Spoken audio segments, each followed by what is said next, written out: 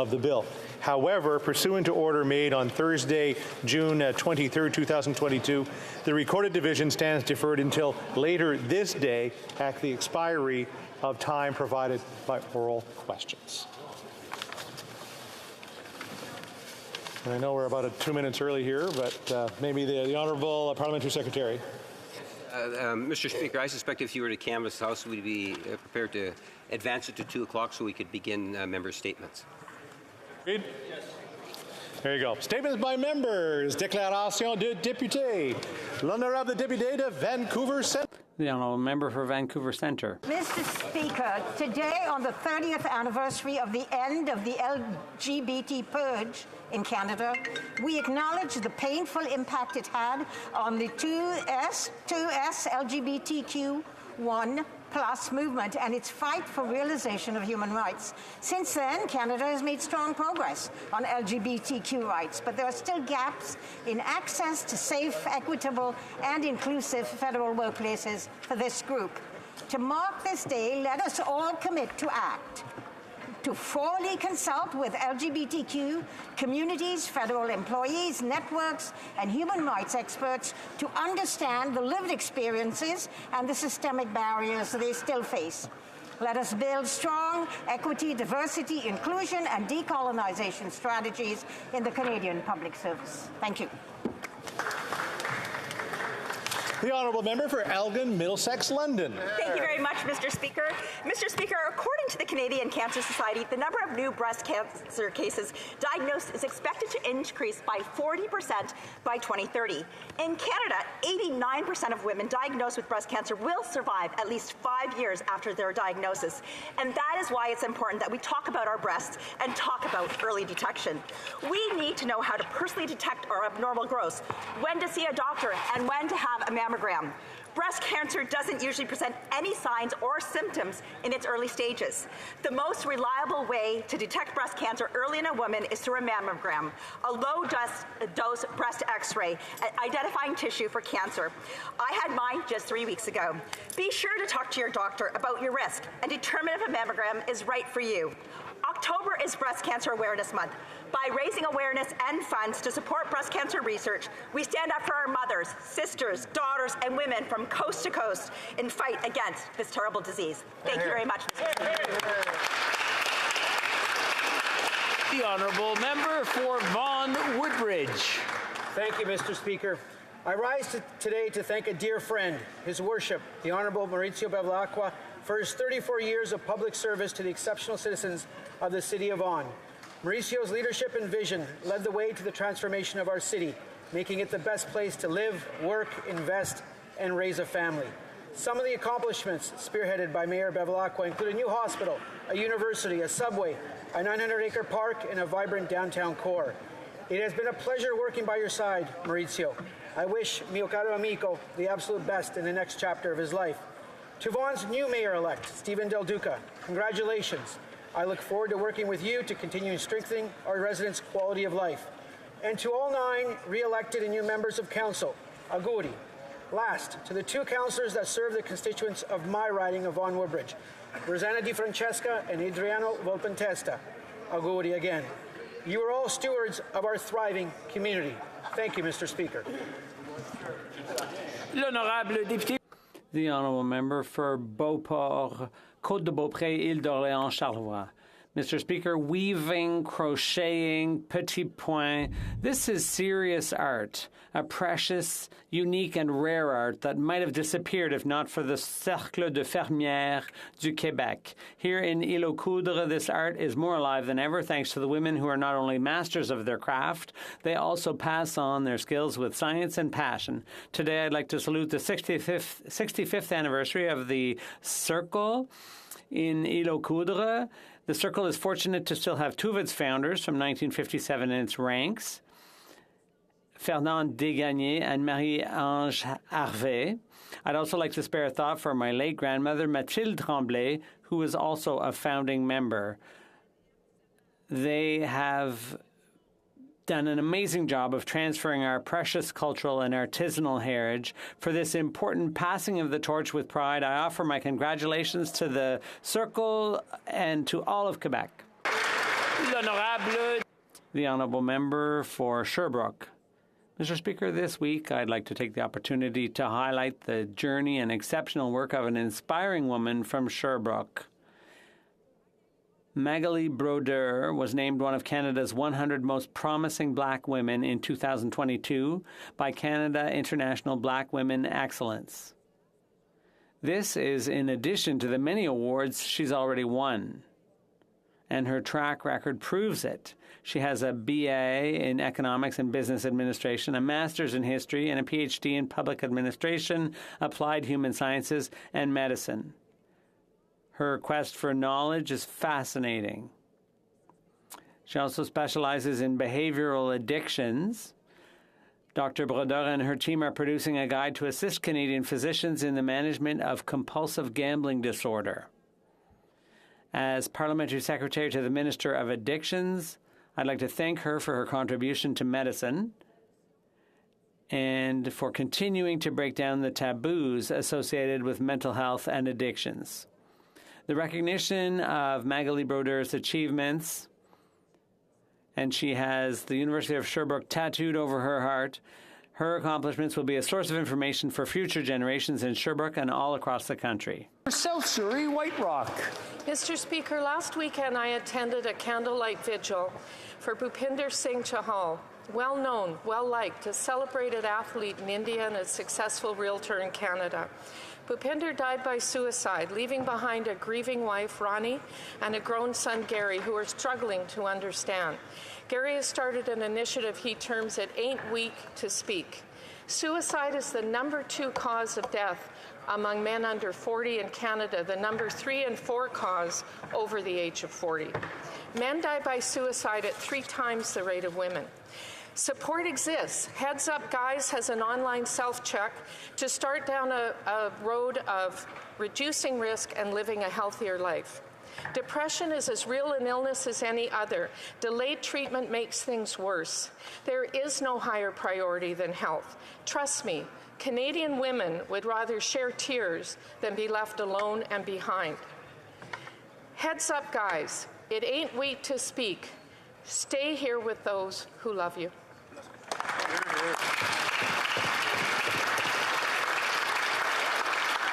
The Honourable Member for Scarborough Agincourt. Mr. Speaker, today I would like to recognize some heroes in Scarborough Agincourt who have served our community so well during the pandemic and now. Lee Soda of Agincourt Community Service Association for the services given to newcomers, seniors, the homeless, tax clinics, and support for women entrepreneurs. Alfred Lamb of the Centre for Immigrant and Community Services has a community garden and greenhouse that is environmentally sustainable, providing healthy produce for the centre's food bank.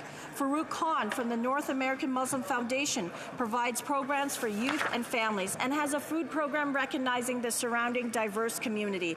And Bonnie Wong of Hong Fook Mental Health Association, who provides crucial, culturally specific mental health services to youth and our community. In Scarborough Agincourt, we are so fortunate to have strong leadership and caring organizations. These community members make me especially proud to represent Scarborough Agincourt. Thank you. There you go, Jim.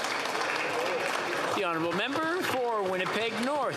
Thank you, Mr. Speaker. With a number of measures that the government is taking to deal with issues like inflation, things like Bill C-30, which deals with the doubling of the GST rebate, or C-30 or C-31, dealing with dental and rental benefits. There's one of the programs I'm a big advocate that we often forget about that came out in the budget 2022, and that's the new multi-generational home renovation tax credit. Mr. Speaker, this is a fantastic program that enables people to look at the value of adding a secondary unit to their homes. This is a great way to support our seniors, to support people with disabilities, Mr. Speaker. We all know that seniors thrive so much more when they're in that family environment, encouraging families to continue to grow together. To me, that's what that program's all about. Thank you, Mr. Speaker.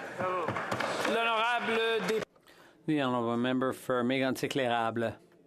Mr. Speaker, whether you live in the Thetford Mines, Granite, or Maple regions, the rising cost of living is making life tougher on all of us. Groceries are more expensive and the lines are getting longer on the day the flyers come out.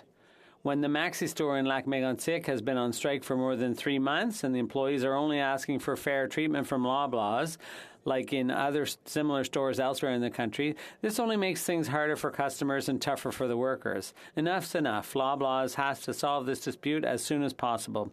Settle it so that customers have access to affordable groceries and workers have an income before winter. The Liberal Prime Minister said interest rates would stay low for decades, but he single-handedly borrowed more than all previous Prime Ministers put together. Canadians denied the Prime Minister a majority mandate to avoid him having access to an unlimited Liberal credit card, so he found a co-signer, only too happy to put his name on the credit card, the NDP member for Burnaby South. And that's how Canada ended up with 2 grasshoppers singing and dancing, with winter just around the corner and the carbon tax eating away at the savings of Canadians who only want to feed and heat themselves and keep working. The Honourable Member for Hochelaga. Mr. Speaker, the Quebec Waste Reduction Week is an opportunity to reflect on the way we consume and the actions we take on a daily basis. Reducing, reusing, and recycling is part of a responsible green economy. I'd like to commend the work of Renaissance, which since 1994 has been a leader in the social economy in Quebec. It's a not-for-profit, an excellent example that it is possible to do things differently. By donating to Renaissance, you're making an environmental gesture and reducing the millions of kilos of clothing and household items that end up in landfills. By buying from Renaissance, you not only give a second life to your clothes, but you also change the lives of thousands of people. Each year, 100% of the revenue generated supports a job placement program. The donation centers, thrift stores, and bookstores employ 1,130 people on a permanent basis, and for 2022, the organization has made 520 job placements. In conclusion, let's all rethink our lifestyle and consume fewer resources to protect our environment. Thank you. For Brentford, Brent. Speaker, 6 years, 10 months, and 12 days ago, this Prime Minister received the final report from the Truth and Reconciliation Commission. The report listed 94 calls to action that have the potential to advance reconciliation. In almost 7 years, no significant positive shifts have happened. Most of the reserves still don't have portable water, Indigenous language schools are underfunded, and crucial development projects are being delayed. For someone who once said that there is no relationship more important to Canada than the one with First Nations, Métis, and Inuit, this is an abysmal result which will be part of his legacy. He dresses up, apologizes, and condoles, but he fails to deliver on his own priorities. Our Indigenous neighbours and friends, including the residents of the Six Nations of the Grand River and Mississaugas of the Credit, deserve better. They don't need a government that speaks in platitudes. They need us to build authentic relationships and work to benefit all of us living in this beautiful country. Nawe. The Honourable Member for Cypress Hills, Grasslands. Canadians can't afford the cost of living, and this week they've been hit with another devastating interest rate hike.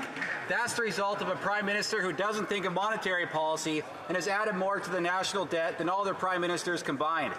While Canadians make sacrifices, these Liberals are blowing through taxpayers' dollars on themselves and their elitist friends. Shame. Most recently, we learned about the Prime Minister's luxurious trip to London. He saw it as an opportunity to spend $400,000, including a $6,000 night in one hotel suite for one night. But it's not surprising. Year after year, they haven't missed a chance to waste Canadians' money. The WE scandal gave $500 million to a company that lined the pockets of the Prime Minister's family. It cost $54 million to create the intrusive and glitchy Arrive scam app when it could have been made for $250,000. Former Liberal MP Frank Baylis's company was part of the $237 million contract for ventilators that weren't even used. Mr. Speaker, the Liberals have a record full of wasteful spending. It's unacceptable, and it needs to stop. Hear, hear. The Honourable Member for St. John Rothsay. Thank you, Mr. Speaker. Mr. Speaker, I came to this great place in 2015, laser focused with one goal, and that was to deliver much-needed strategic federal investment for my beautiful riding of St. John Rothsay. All right. Investment that was sadly lacking under the previous Conservative government. And because of that lack of investment, Mr. Speaker, St. John's waterfront was undeveloped until now. Mr. Speaker, we've announced $15 million to rebuild the seawall. We've invested millions of dollars in the boardwalk, in Fundy Quay, in the 506 Container Village. We just announced a new outdoor arena for our waterfront and a new digital light display for Jardine Alley. Mr. Speaker, our government believes in strategic investment that will turn ridings around like my riding.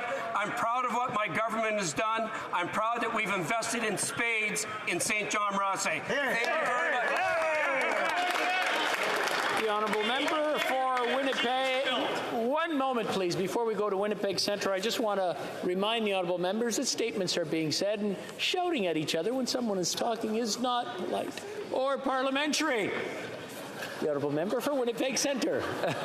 Mr. Speaker, in the last session I put forward a unanimous consent motion recognizing what happened in residential schools as an act of genocide.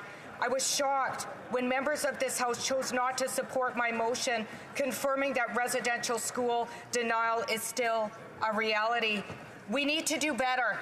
We need to find a way forward that honors the truth about what happened in this country, especially in light of Pope Francis's acknowledgement that what took place in residential schools was, in fact, genocide.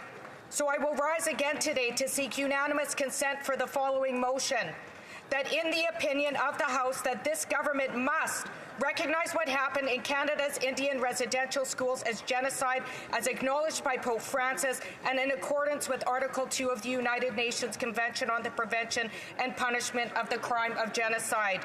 This time, I hope that members of this House will not cut me off as a way to hide the truth, Mr. Speaker, and instead stop residential school denialism so that the experience of survivors is finally honored. Only then will we achieve justice and demonstrate that we are truly committed to reconciliation. Thank you, Mr. Speaker.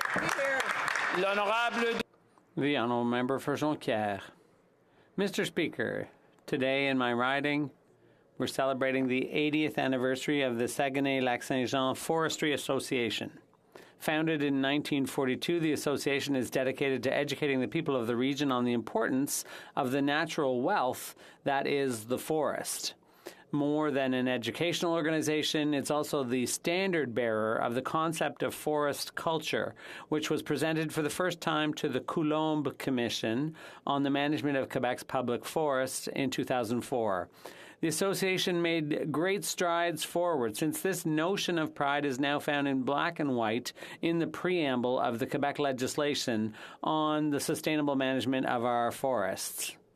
Bravo. Today, it's an organization rooted in the community, led by the tireless biologist Diane Bouchard, offering educational activities from preschool to university. Sincere thanks to the association for your dedication to our forest, and happy 80th anniversary. Calgary, Rocky Ridge. Mr. Speaker, the ArriveCan app caused chaos from the moment that it was launched. It did nothing to improve efficiency at the border or to protect Canadians from COVID. Over 10,000 healthy, vaccinated Canadians were arbitrarily ordered to quarantine and subjected to threatening emails, phone calls, and home visits, all because this government clung to this useless piece of technology that they knew was prone to failure. The government spent $54 million to create it, but IT experts have proven that a GarageBand hacker could build it over a weekend for under $1 million. And now Canadians know that there were false invoices and millions of dollars missing. From We Charity to SNC-Lavalin to the sponsorship scandal, waste and corruption are built into the Liberal Party's very DNA. That's right. Canadians need to know two things: who got rich and where did the money actually go? The honourable member for Scarborough Centre. Mr. Speaker, October is Women's History Month, and I would like to recognize an amazing woman, Indrani Nagin-Thoram, who is making a difference in the lives of seniors in my riding of Scarborough Centre. A strong and dedicated woman of Sri Lankan roots, Indrani pioneered the creation in Toronto of a culturally appropriate assisted living environment for Tamil seniors. For 20 years, the Villa Corona Home for Seniors provides comfortable and healthy care for many seniors in the Greater Toronto area. Villa Corona also provides employment and job training opportunities for personal support workers. Through the worst of the COVID pandemic, often alone, Indrani worked tirelessly to ensure the seniors under her care were looked after. And even in her 70s, she has not slowed down. Her kindness and hard work are an inspiration.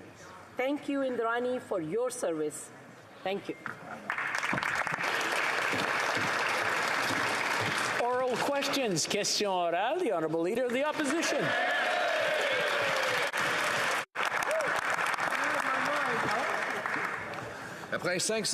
After 500 billion in inflationary deficits and taxes that have been increased on farmers, the cost of food has grown more than in 40 years. Now we have learned that in 1 month, 1.5 million visits have been recorded to food banks here in Canada. When the government will it recognize that Canadians can no longer pay more? When will they stop their inflationary policies? The Honourable Minister of Tourism. We know that Canadians are facing difficult times, but this question speaks to two very different visions for our country. One where the Conservatives say to Canadians, they're on their own, the government should not have invested in you, the government should not have an affordability plan. Mr. Speaker, on the other hand is our government that was there for Canadians when they needed us during the pandemic, that got the economy back on track, and now we have an affordability plan that will double the GST, that will provide dental care to 500 million kids, and that will also give housing supplements to Canadians who need it the most. We will never abandon Canadians like they propose we do. Before we continue, I just want to remind the honourable members that just because their hand is like this over their mouth doesn't mean we can't see who's shouting. So I just wanted to point that out.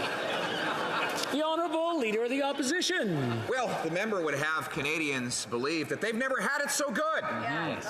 If that were true, then we wouldn't have 1.5 million visits to the food bank in a single month in Canada. That's a 35% increase since 2019. This is after $500 billion of inflationary spending bid up the cost of goods, and new taxes on farmers has made food more expensive. Now their plan is to triple the carbon tax. Will they reverse that plan so that Canadians can afford to eat? The Honourable Minister for Families. Mr. Speaker, there is a very clear difference on this side of the House in terms of what we are doing to support Canadians. Since we were elected in 2015, Mr. Speaker, 1.3 million Canadians have been lifted out of poverty, and that includes over 450,000 children, Mr. Speaker. We will not take any lessons from the Conservatives who are looking to cut benefits, who are voting against supporting Canadians, and who today actually have an opportunity to do the right thing if they care about Canadian families and vote to support dental and rental support. Honourable Leader of the Opposition. When the Prime Minister spent $6,000 for one hotel room per night in London, and then spent that evening singing up a storm and partying in that fancy hotel lobby, it was really an analogy for his whole government. A $500 billion party with other people's money, and Canadians got the hangover. 1.5 million visits in 1 month to the food bank. The fastest rising interest rates in 30 years. Fastest inflation in 4 decades. When will the government realize that Canadians are out of money and the party's over? Here. The Honourable Minister for Families. Mr. Speaker, the Leader of the Opposition seems to have amnesia because over the past 2.5 years, it has been this government that has supported Canadians in their darkest hour. Mr. Speaker, we supported 9 million Canadians with the Canada Emergency Response Benefit. Mr. Speaker, we supported millions of Canadians with the Canada Emergency Wage Supports. And Mr. Speaker, we have supported thousands of businesses and organizations with the CEBA. Mr. Speaker, I only can imagine that the Leader of the Opposition is suggesting that we would have not done that and we would have seen a tank in our economy. Mr. Speaker, we did not do that. We will not take any lessons from them, and we will continue to support Canadians. The Honourable Leader of the Opposition. No, they had a big party with other people's money. The only problem is most people weren't invited to the party. The We Charity was invited. They got $500 million. The Arrive scam contractors were invited. They got millions of dollars of contracts, in many cases to do no work, and many of the dollars are still unaccounted for. Of course, other Liberal insiders got the money. Of course, even prisoners got CERB checks. That's how they racked up $500 billion in inflationary deficits that have bid up the cost of the goods we buy and the interest we pay. Again, will they realize that the money's out and the party's over? Hear, hear. The Honourable Minister of Tourism. Mr. Speaker, let's be clear. What the Conservatives are saying is that they would not have had CERB that kept millions of Canadians at home. They wouldn't have voted in favour of the wage subsidy that supported thousands, even in the oil sector. And they wouldn't have had rent support with tens of thousands of companies being helped. What they're in favour of is cryptocurrency. That's not a plan. And we have one, they don't. The opposition. As part of their money printing scheme, this government flooded the financial and mortgage markets with $400 billion of cash that bid up house prices faster than at any time in history. Home prices doubled under this Prime Minister, creating the second biggest housing bubble on planet Earth. The government said rates would never rise, and families believed them, but quoting City News, now that they have risen, Rob and his wife have an adjustable rate mortgage and say their payments have gone up $2,000 a month. Wow. They have 3 kids. They can't pay it. What the hell do they do now? Yeah.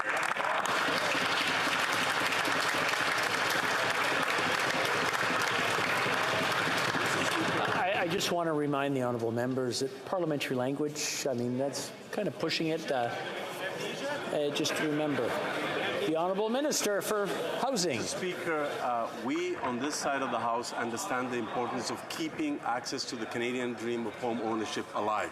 But the leader of the official opposition's voting record really shows that he doesn't actually care about making housing more affordable for working people across the country. And all he has to offer is empty rhetoric and buzzwords. Now he wants to gatekeep rent supports for people who need it the most. He wants to gatekeep dental supports for kids. This is not a plan, and Canadians expect better. The Honourable Member for La Prairie. Mr. Speaker, if the government and the NDP really wanted to help Quebec families with dental care, they could have reached an agreement with Quebec. 100% of the costs for Quebec children would be covered, and according to the amount they actually paid. But instead, they created a dental check from scratch to which half of Quebec families don't have access and for which there's no control over expenses. Imagine someone who has a dentist fee of 20 cents can incur up to $650 in expenses for the state. It's an aberration. Why didn't they just come to agreement with Quebec? It's so simple. The Honourable Minister of Canadian Heritage. Mr. Speaker, the Government of Canada will give support to families who need it the most. And dental care is a part of it. We're thinking about children who cannot afford to go to the dentist. They have a lack of confidence at school. They can't approach their friends. And sometimes they need to go to the dentist. They'll be isolated otherwise. So there are real consequences if they don't have enough money to go to the dentist. So, Mr. Speaker, the Bloc doesn't care about that. The Honourable Member for La Prairie. Well, they didn't even try to discuss this with Quebec, because is dental insurance not what they bought? It's majority insurance that they're paying for. This check serves no other purpose than to keep their majority. With a nice big maple leaf on this check, they invented a botched benefit which discriminates against Quebecers, and they're spending without control. Why should Quebecers pay more than their fair share so that other provinces can go to the dentist and they won't be paid as much? The Honourable Parliamentary Secretary. Thank you, Mr. Speaker. I'd like to thank my colleague for his question. The Canadian dental benefit will be offered to all Canadian families and Quebecers who are eligible, including those who are covered by public insurance programs. Our program is there to directly help families who need the assistance.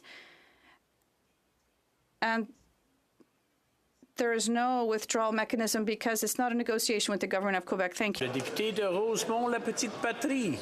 The member for Rosemont.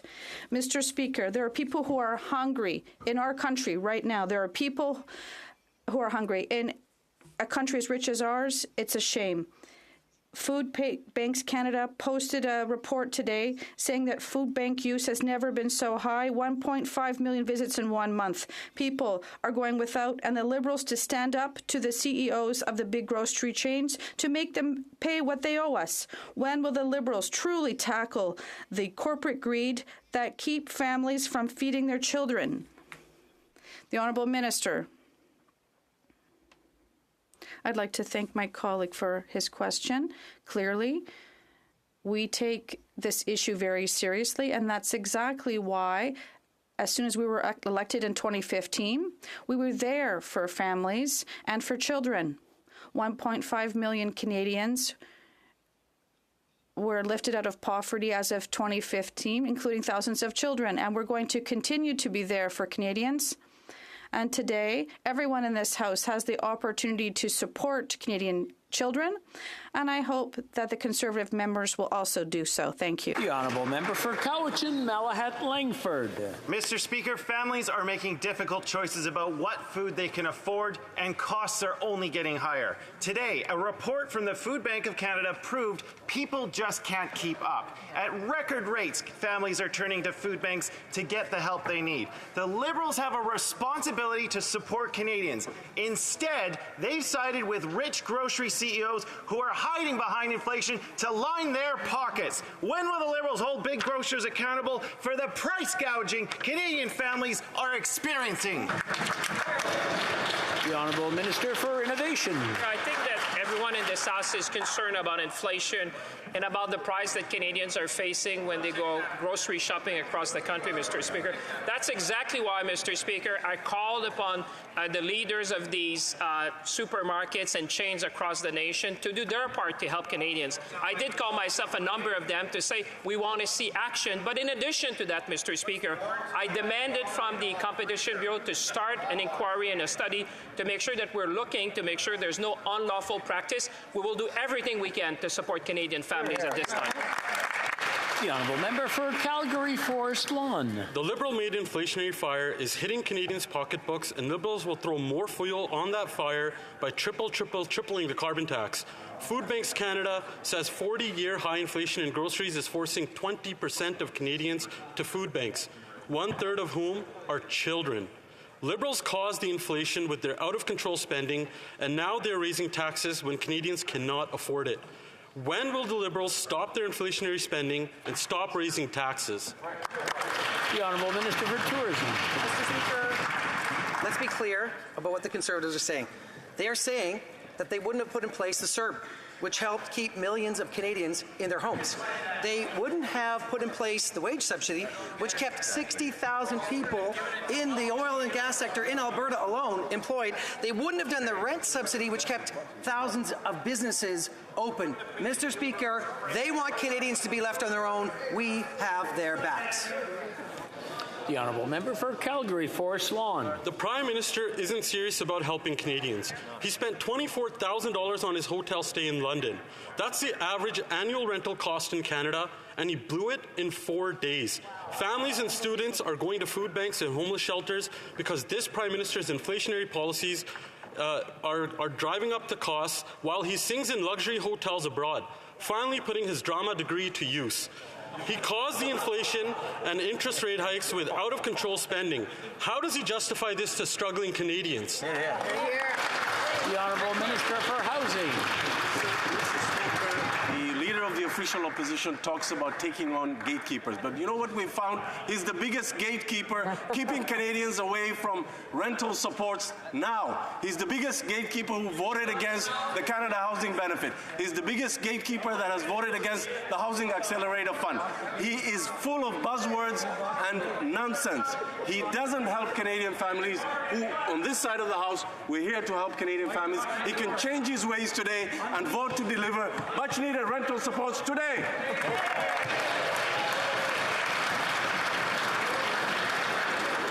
I just want to remind the honourable members to pay attention to their whip. Very good. The honourable member for South Surrey, White Rock. The people of Vancouver Vancouver Island can't afford this costly coalition. Residents of Port Alberni pay nearly $2 per litre for gas. In Comox, groceries are up 11% since last year. With interest rates on the rise, many islanders are in danger of losing their homes. Their NDP MPs don't care. They're pushing the Liberals to drive up the cost of living with more greedy taxes and unlimited spending. Will the coalition show some compassion, stop their inflationary spending, and scrap their tax hikes? The Honourable Minister for the Environment. Mr. Speaker, more than 600 lives were lost in British Columbia due to the heat waves and forest fires, something we've never seen in the history of this country. The most costliest natural catastrophe in the history of our country. Who do the official opposition think is paying for the tens of billions of dollars that climate change is costing to British Columbians and to Canadians all across the country, Mr. Speaker? They have no answer whatsoever on the climate crisis. The Honourable Member for South Surrey White Rock. Well, Mr. Speaker, the minister should tell that to the Liberal MP from Malpeque who says he's considering leaving Canada because the cost of living is too high. Yesterday's interest rate hike is another punch in the gut for people in the Lower Mainland. The impact on renters and homeowners is cruel to families trying to make a living and meet their costs. This costly coalition is to blame for this mess. Their unrestrained inflationary spending drove up costs and interest rates. NDP Liberals need to stop hurting BC with irresponsible spending and high taxes while they axe the triple tax. The Honourable Minister for Tourism. No, the Honourable Minister for Environment. Last week, the Insurance Bureau of Canada unveiled that Storm Fiona caused more than $600 million of insured loss. These are not total damages, making it the most expensive storm in Atlantic Canada. On this side of the House, we are fighting climate change and supporting Canadian. Just 2 weeks ago, we sent $186 to families in Ontario, $208 to families in Manitoba, $275 to families in Saskatchewan, and $269 to families in Alberta. Thank you, Mr. Speaker. The Honourable Member for Charlebourg au Saint-Charles. Mr. Speaker, we all remember the logo slogan that said, "We're working for the middle class and those who want to join it." Even the president of the Treasury Board was once the Minister of the Middle Class Prosperity, a position that no longer exists, by the way. But what's the bottom line? Martin Munger, Executive Director of the Quebec Food Bank, tells us that the food banks are currently facing a 33% increase in demand. Unprecedented. Can the Prime Minister promise not to raise taxes so that those who are part of the middle class can at least stay there? The Honourable Minister. We understand that the cost of living is very high for Canadians right now, and this is exactly why today there is an opportunity for all members of this House to support aid for Canadians and Canadian families with support for dental care and rental income. It's important for everyone to do this because cost of living is high right now, and I hope we can count on the Conservative members to vote with us to support families and Canadians across this country. Thank you. The Honourable Member for Charlebourg au Saint-Charles. Mr. Speaker, when the Prime Minister decided to end the position of the Minister of Middle Class Prosperity, it shows that he didn't understand the economy. We recall that once he said he didn't think much of monetary policy and that budgets balance themselves. But the Royal Bank confirms that middle-class Canadians could see their purchasing power fall by $3,000 by the first half of 2023. And in Quebec, 500,000 food bank users are children. Can the Prime Minister be serious for once in his life and promise not to raise taxes? The Honourable Minister. Let's go back over our record. In 2015, when we introduced the CCB, what did the Conservatives do? They voted against it. Mr. Speaker, when we introduced support for daycare and early childhood learning, what did they do? They voted against it. And since 2015, we have lifted thousands of children out of poverty. Today, they do have an opportunity, if they really want to support families, to help them with dental care. Mr. Speaker, can we count on the Conservatives? Will they be there for Canadian families for the first time? I don't know. Thank you. The Honourable Member for Joliette. Thank you, Mr. Speaker. The year ahead is going to be a difficult one. A new increase in the policy rate yesterday will increase household debt. The cost of living remains astronomical and a recession is looming. The government will have to make some tough choices in the economic date that will come in coming weeks. Spending like a crazy person would add fuel to the fire, and banning the core emissions of the government is a false solution. The government will have to choose between austerity and austerity. Spending is austerity, abandoning the most vulnerable. Who will they choose? Mr. Speaker, I'd like to thank my colleague for his question. He knows full well that the Bank of Canada is an independent institution, and this bank helped us get through tough times in our society. Our responsibility is to be fiscally responsible. We got through the pandemic. We have a concrete plan to reduce the cost of living. We're putting support in for the most vulnerable Canadians, and I hope that the Bloc, the NDP, and the Conservatives will all vote for Canadians and for C-31. Thank you. The Honourable Member for Joliette. Thank you, Mr. Speaker. That's not clear. Amongst the most vulnerable people the government can't abandon are seniors. Food Banks Canada has shown that records were broken for this year. 33% more Quebecers are now using food banks compared to 2019. And the first people that are in line at the food banks are seniors who can no longer cope. Seniors can't take it anymore. Will this government stop discriminating against them based on age and increase OAS for everyone 65 and over? The Honourable Minister of Seniors.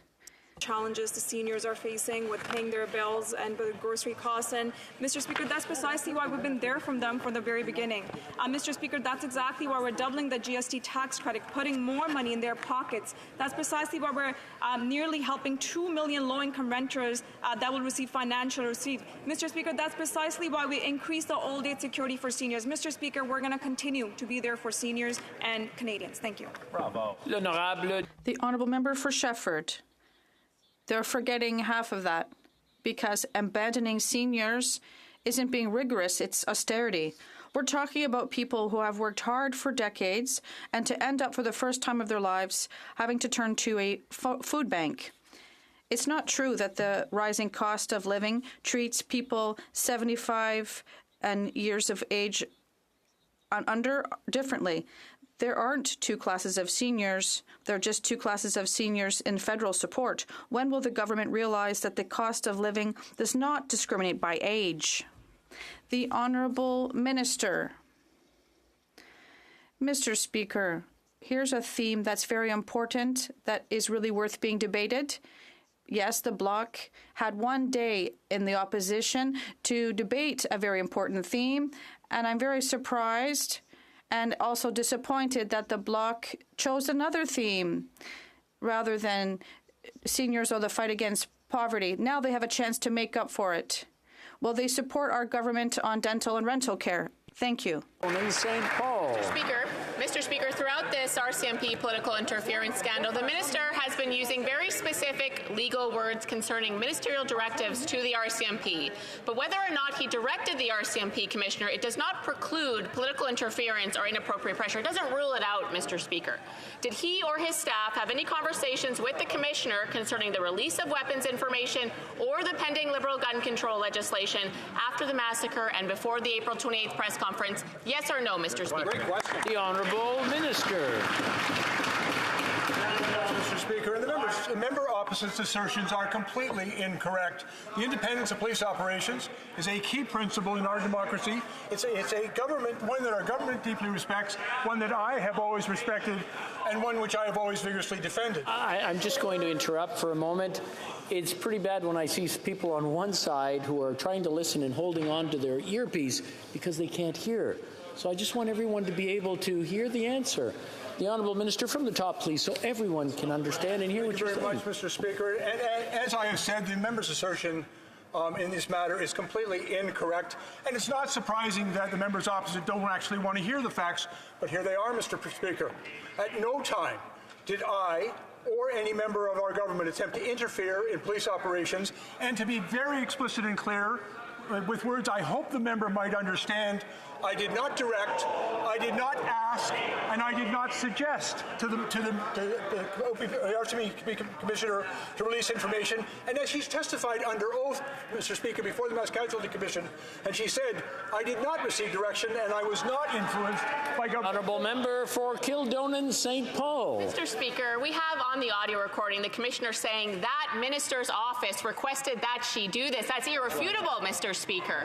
So I'm going to ask him again. Did his office or himself have any conversations with the Commissioner concerning the Liberal gun control policy after that tragic massacre that killed 22 Canadians?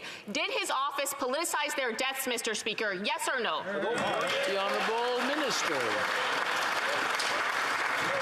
No, Mr. Speaker. The Honourable Member for Sturgeon River Parkland. Mr. Speaker, former Liberal insider and RCMP Director of Issues Management, Dan Bryan, recorded the April 28th meeting with Commissioner Lucky. When investigators came for the recording, he claimed that his phone had been stolen and that he had deleted the recording. We now find out that the phone was not stolen and that the recording had not been deleted from his personal phone. Honest mistake, I guess. Did the Minister's office communicate with Dan Bryan about this recording, and when and how did the Minister become aware of its existence? The Honourable Minister. Neither I nor my office communicated with Mr. O'Brien about any aspect of this matter.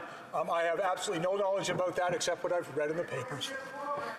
The Honourable Member for Churchill Kiwetinook Aski.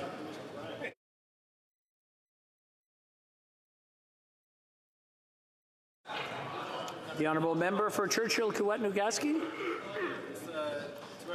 Mr. Speaker, a 15-year-old in Red Sucker Lake First Nation took his life in his own schoolyard following another suicide in 17 attempts. Red Sucker Lake Chief Knott is clear. This is a crisis. Young people need hope. It's time to fix their half-finished arena and deliver the new school they've been promised, build the regional treatment center they need, ensure people in poverty can afford basic necessities in the face of sky-high prices. It's time to end the third world living conditions. There can be no true reconciliation without action for communities like Red Sucker Lake. When will the Liberals step up? The Honourable Minister. Mr. Speaker, on this side of the House, we completely agree with the member opposite that it is unacceptable to have such levels of disparity across this country for First Nations people. It's why we committed to closing the socioeconomic gaps by 2030. It's why we've redoubled our efforts in investing in infrastructure and mental health and wellness and in supports for communities like Red Sucker Lake across this country. We'll continue, Mr. Speaker, to do more with First Nations partners because every child deserves a fair chance to succeed. Bravo. The Honourable Member for Port Moody Coquitlam. Mr. Speaker, in June, the minister said it would take 3 years for people living with a disability to get the Canada Disability Benefit. Last week, she told media it would take 12 months. And yesterday, her public servant said they can't set a timeline. This lack of commitment from the Liberals is hurting people who are suffering and cannot wait any longer. When will the Liberals deliver meaningful help to lift 1 million Canadians living with a disability out of poverty? The Honourable Minister for Families. Mr. Speaker, I would really like to thank my honourable colleague for that important question. I'm so proud that this House unanimously supported the bill that will bring forward the Canada Disability Benefit. There is so much work to do, but I think what is important is noting that every member of this House believes sincerely that we need to ensure that we are supporting Canadians living with disabilities. We're going to continue doing that work, and we're going to ensure that we are enabling Canadians with disabilities a life of dignity. Thank you, Mr. Speaker. The Honourable Member for Vaudreuil-Soulanges. Mr. Speaker, I quote, "Carbon pricing is a remarkably elegant market solution to reducing emissions. Pricing would enable the reduction of a wide array of regulations and government interferences in the market. Pricing would give consumers and companies clear signals about the cost of negative externality and allow them to figure out for themselves the best way to respond." Can the Minister of Environment and Climate Change tell us if he agrees with this, but also who said this? Minister of the Environment. Thank you, Mr. Speaker. Who said this? None other than the Conservative Party of Canada's Director of Communications, Ben Woodfinden. He also said, and I quote, "Instead of scoring cheap political points, Conservatives need to get serious and offer their own alternative." Where's this alternative, Mr. Speaker? So why doesn't the leader of the opposition listen to his own Director of Communications and get serious and step up for climate action and a resilient, low-carbon economy? I didn't hear it. Come and see me. The honourable member for Alderman Norfolk.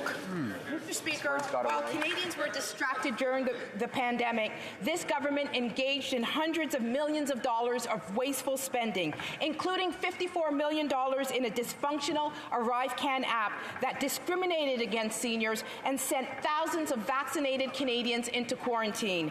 Wasteful spending is the cause of this current inflationary crisis. Canadians cannot afford this costly coalition anymore.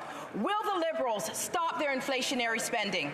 The Honourable Parliamentary Secretary to the Minister of Health. Thank you, Mr. Speaker, and I'm happy to stand in this House and extol the important virtues of vaccination over the last couple of years. Indeed, Mr. Speaker, only very, very few Canadians have decided not to get vaccinated, and that means that we've done quite well in terms of the fatality rate in Canada. And it's so important that Canadians consider now, this fall, getting a bivalent vaccine for themselves and their families. So I'd encourage every Canadian to speak to their healthcare provider or their doctor and consider flu shots and bivalent vaccines this fall. Thank you, Mr. Speaker. The honourable member for Haldimand Norfolk. Mr. Speaker, again, that was a non-answer. I was speaking about wasteful spending, Mr. Speaker, during COVID. This government also wasted $54 million on a failed ArriveCan app. That one developer replicated this app, Mr. Speaker, in one weekend and said it shouldn't have cost more than $250,000. In addition, several contractors said that they never worked on the app and they never received the millions of dollars that this government said that they paid to those developers. Where did the money go? Who got rich? The Honourable Minister. Mr. Speaker, we are aware of the costs related to ArriveCan. We are investigating these costs. But, Mr. Speaker, ArriveCan was important for digitizing the border, for making sure that we kept Canadians safe, for making sure that we could reopen the borders. The other side was hooing and hollering at us to make sure that we opened the borders. We had a tool in place to make sure that we did that. We invested $72 billion in Canadians' health to get us through the pandemic. They wanted us to invest less. We invested the right amount. The economy is healthy, and now they're upset because we did the right thing. The honourable member for Thornhill. Did the Department of Heritage ask well-known, well-documented, self-declared anti-Semite Laith Marouf to apply for funding? Yes or no? The Honourable Minister for Housing. Mr. Speaker, as I've stated before, and I'll say it again, anti-Semitism, hate, and racism have no place in our society.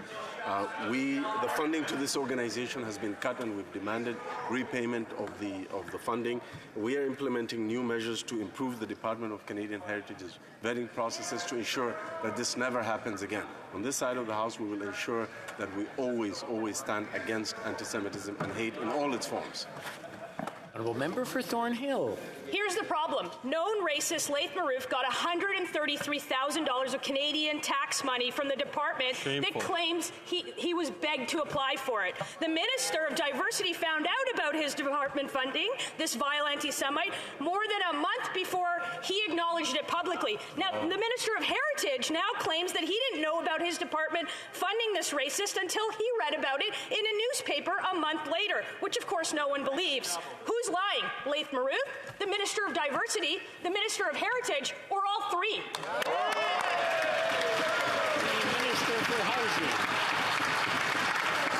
Let me be absolutely clear. This organization was not approached by the Department of Canadian Heritage and was not specifically asked to run a program. We, in this side of the House, have repeatedly condemned anti-Semitic and vile and reprehensible comments against various groups made by this individual. We've cut the funding to this organization, we've demanded the money back, and we're improving the vetting processes to make sure this never happens again.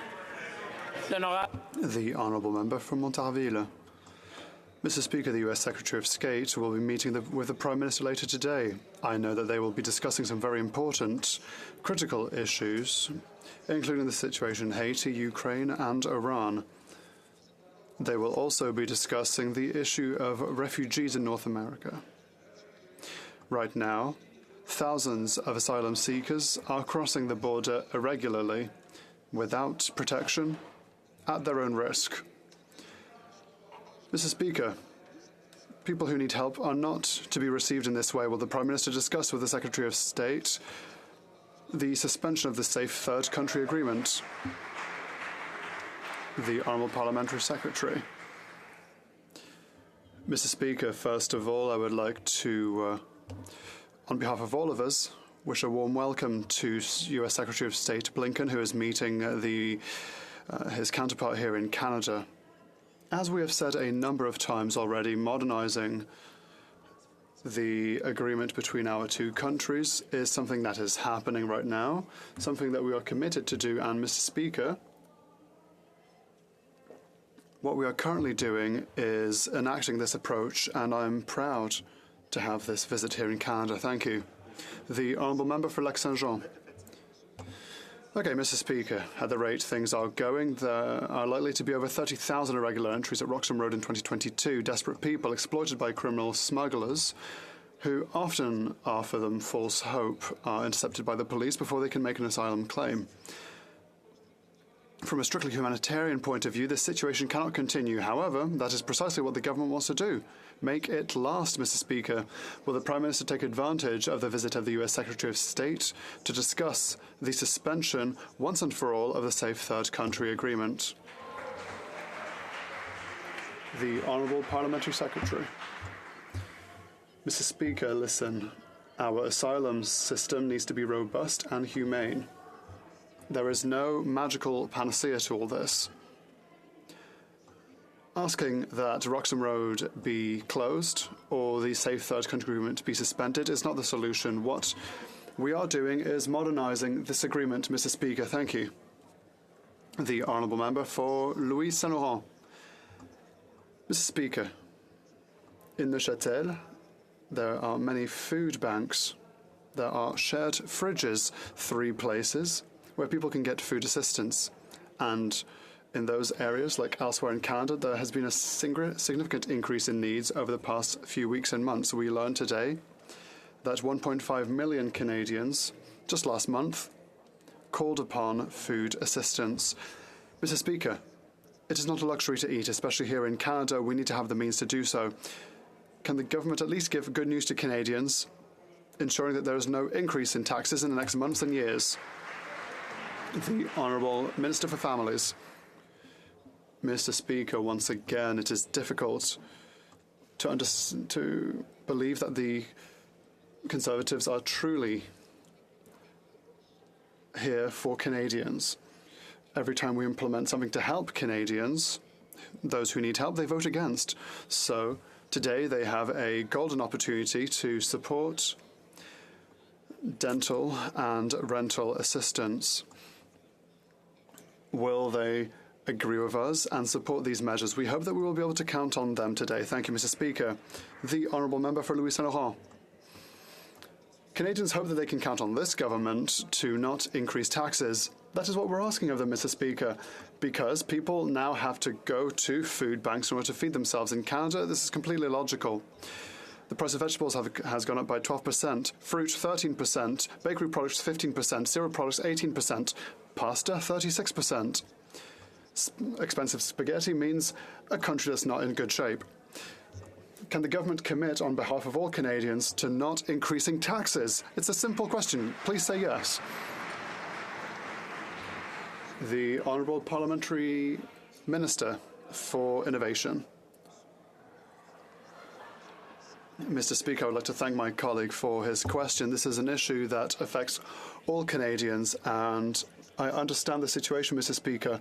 That is a reason for which, and my colleague knows it full well, he knows it full well, I have spoken to the CEOs to many large corporations and businesses in Canada to ask them to do what they can and do their fair share, because in a situation like this, we must all do what we can to reduce prices for consumers. I've asked for the Competition Office to make sure that there's no disloyal practices here in this country. Thank you, Mr. Speaker. Hastings, Lennox and Addington. Mr. Speaker, understanding and doing something about it are two entirely different things. Behind this record inflation and rising interest rates are real people facing a real and harsh reality. They are exhausted, worried, and broke. And this Liberal government is intent on piling on even more financial burdens. Mr. Speaker, I asked this question last week and I'll ask it again. Will this government listen to Canadians and cancel their plan to triple taxes on gas, groceries, and home heating? The Honourable Minister of the Environment. Thank you, Mr. Speaker. We waited 416 days for the member of Regina Capel's climate pamphlet when he was leader. The member for Carleton has now been leader of the Conservative Party for 47 days, and guess what? They still don't have a climate plan. Maybe his new director of communication can help his climate-denying boss to get with the program, Mr. Speaker. The Honourable Member for Dorval-Lachine-LaSalle. Mr. Speaker, the cost of living has increased over recent months in Canada. Canadians are having to tighten their belts in order to make ends meet. Can the Minister for Tourism and Associate Minister for Finance tell the House what the government is doing to help Canadians with the rising cost of living? The Honourable Minister. I'd like to thank my colleague for Dorval-Lachine-LaSalle for her question and her excellent work. Inflation in Canada may be showing signs of slowing down, but we understand that the cost of living remains high for Canadians. It is an inflation that is caused by the war in Ukraine, problems with supply chains, and the zero-COVID policy in China. That is the reason for which we have acted to introduce bills C30 and C31. While C30 was adopted, we're now ready to adopt C31. We hope that the Conservatives will support Canadians and vote for C31. Honourable Member for Miramichi-Grand Lake. Mr. Speaker, the bill is coming due for the Prime Minister's inflationary spendings, and Canadians got clobbered by another massive rate hike. This is the most expensive government in Canadian history. The Prime Minister has added more to the national debt than every Prime Minister combined. Even his own parliamentary budget officer confirmed that 40% of this deficit is not even related to COVID. Will the Prime Minister end his inflationary spending today? The Honourable Minister of Tourism. Canadians are facing a rising cost of living, but let's state the facts. Mr. Speaker, every time that we have lowered taxes for Canadians, the Conservatives have voted against. How did they vote against the federal minimum wage? Against. How did they vote against cutting taxes for working Canadians? Against. How did they vote against affordable childcare for Canadians? Against. How did they vote when we lowered taxes on small businesses? Against. And are they going to vote for or against today? We'll see, Mr. Speaker. The Honourable Member for Miramichi-Grand Lake. Mr. Speaker, the Liberals didn't have the backs of Canadians. They went behind their backs. $54 million on a Arrive scam. $237 million for a former Liberal MP for unused ventilators. $150 million for SNC Lavalin for unused field hospitals. $12 million for Loblaws for new fridges and freezers, despite record profits. Yep. Will the Liberals finally end the Friends and Family programs and give Canadians a break by ending this wasteful spending? The Honourable Minister for Families. Mr. Speaker, for the past 2.5 years, the world has been going through an unprecedented global pandemic. What did this government do throughout that period of time? Supported Canadians. We supported Canadians who lost their jobs, 9 million, in fact, with the Canada Emergency Response Benefit.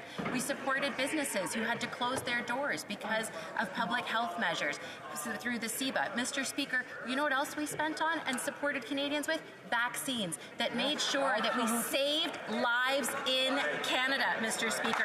We are not going to apologize for... The Honourable Member for South Shore St. Margaret's.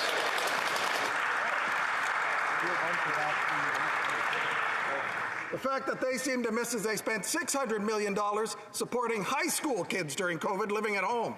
While Gilles in my riding, who heats with oil, had his tank filled up yesterday for $1,600. That's more than the $900 last year. Okay, I'm having a hard time hearing the question. Order.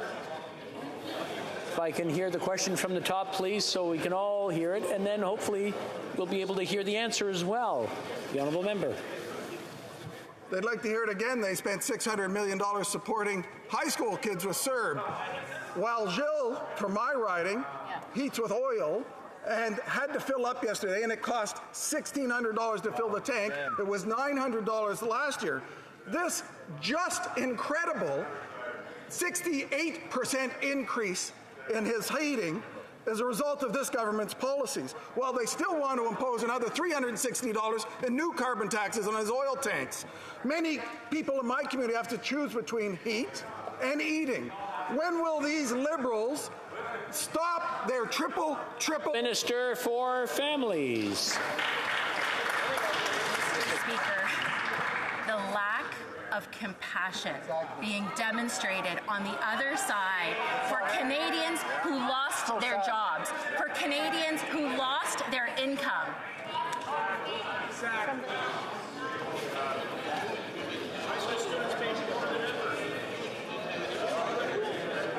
Okay, we were... Order. Order! Thank you. So, we took the time and listened to the question. Now let's do the same thing to the answer that's given. The Honourable Minister for Families, from the top, please. Mr. Speaker, the lack of compassion being heard from the other side about pandemic supports that supported families, that made sure that parents could put food on the table, that parents could pay their rent or their mortgage, that families could ensure that they knew that they would be able to get through to the end of the month because of the Canada Emergency Response Benefit is unbelievable from the Conservatives. Mr. Speaker, if they truly had compassion, if they truly cared about supporting Canadian families, they would vote with us today on C-31 and provide... The Honourable Member for Mississauga, Streetsville. Mr. Speaker, the brutal murder of Mahsa Amini 40 days ago yesterday has sparked a feminist movement in Iran and across the globe. The Women Life Freedom movement began with Iranian girls and women marching in the streets in defiance of the IRGC in the defense of freedom and democracy. Women across Canada and all corners of the world recognize these women and stand with them. In light of the courage and the tenacity of Iranian women, can the Minister of Women and Gender Equality and Youth share what our government is doing to fight for women's rights around the world? The Honourable Minister. Mr. Speaker, I thank the Honourable Member for her extraordinary leadership. At the G7, I called on our allies to sign a joint statement to condemn the Iranian regime. I said then, and I said...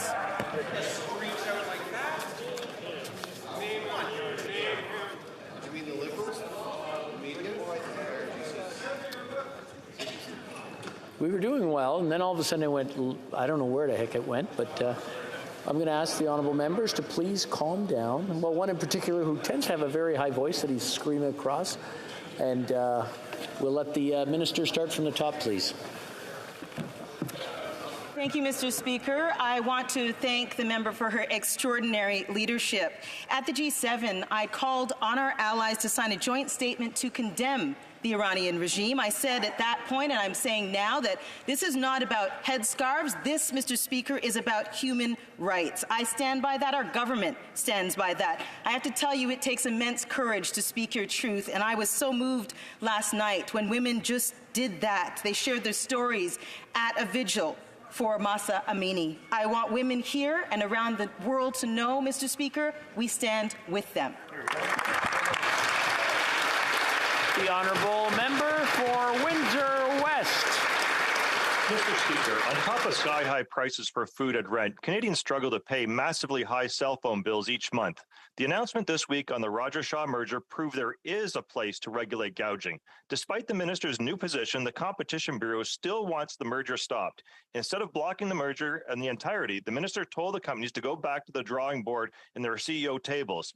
This government needs to stand up to the corporate greed from big telecom companies who also get public money. When will this government act to stop the Rogers-Shaw merger so Canadians can get some relief on their monthly bills? When will he finally side with consumers? The Honourable Minister for Innovation.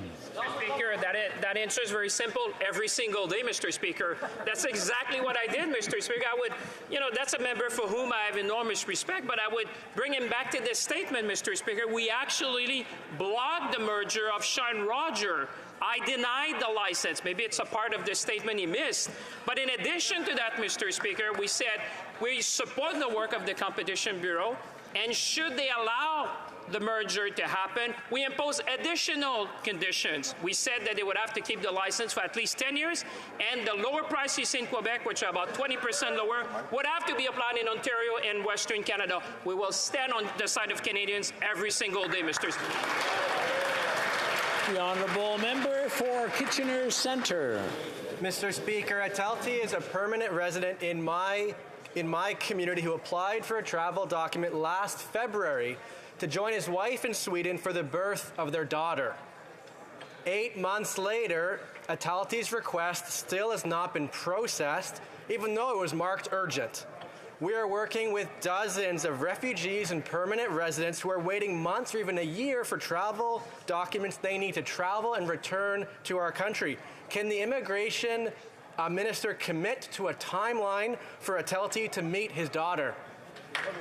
The Honourable Parliamentary Secretary to the Minister of Immigration. Mr. Speaker, I want to first start by commending the member of Kitchener Centre for his advocacy. We are taking measures to reduce wait times and will be doing more to tackle the backlog in the short term while making our system more sustainable in the long term. We are doing that by hiring up to 1,250 new employees to increase our processing capacity by the end of fall. We are aiming to process 80% of all new applications within service standard. And Mr. Speaker, modernizing our immigration system is about putting the people at the heart of everything we do, and that's exactly what we're doing. Before we go to the point of orders, there's a few of them tonight and this afternoon. Je voudrais signaler aux députés I would like to tell members that we have in the gallery His Excellency Moussa Faki Mohamed, the President of the African Union Commission.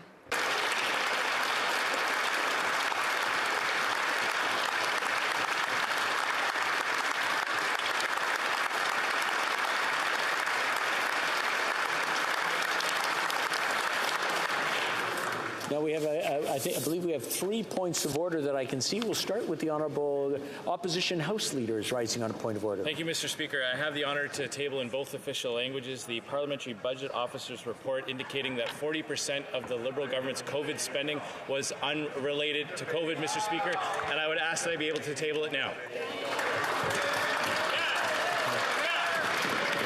Can you open this up?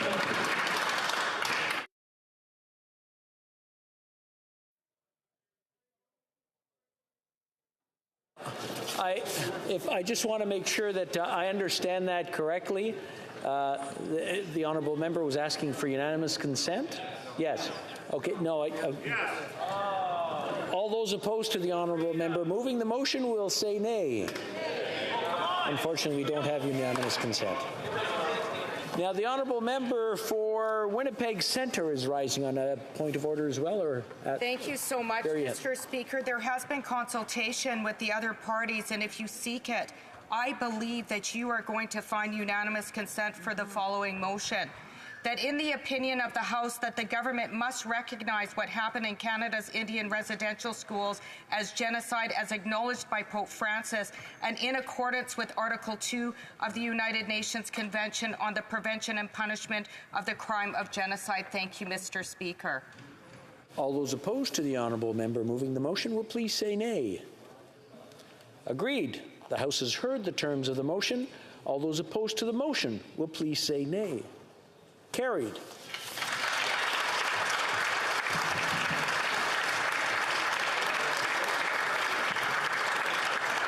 The honourable member for Malpeque is rising on a point of order. Thank you, Mr. Speaker. Mr. Speaker, it's one thing to mislead the House, but I wanted to stand and rise today, Mr. Speaker, and ensure that my constituents, that I love to represent them, I love our country, I love our party, and I'm not going anywhere. Thank you, Mr. Speaker.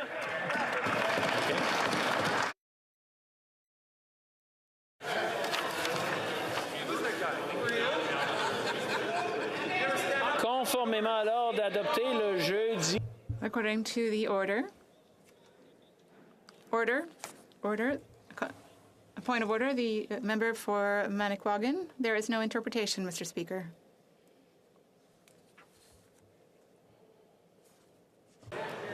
It's going to faire répéter. The honourable member for Malpeque to repeat that so that everybody can understand. Thank you, Mr. Speaker. Mr. Speaker, I'll repeat.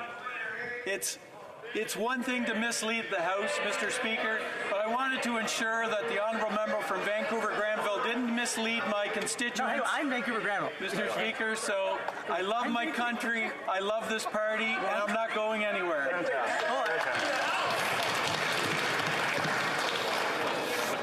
Seeing no other points of order, I'm going to continue.